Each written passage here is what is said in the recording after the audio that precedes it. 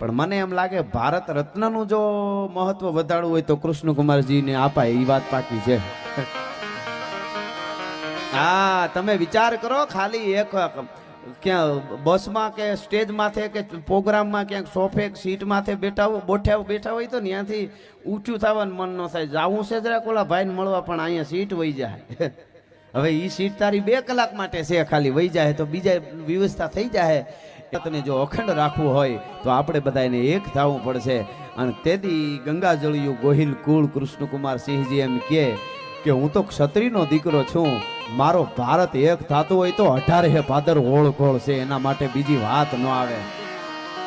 સાહેબ, હું અહીં બહુ સભાનતાથી બોલું છું. પાકિસ્તાનનું થોડુંક જાણી લેજો યુવાનો, આમાં તમે બધા ભણેલા છે. પાકિસ્તાનમાં સ્ટેટોની પાસે આજની તારીખ સુધીમાં 15,000 વીઘા જમીન છે. ઈ દેશ અટાણે ભિખારી બનવા જઈ રહ્યો હોય તો એનું ઈ કારણ છે.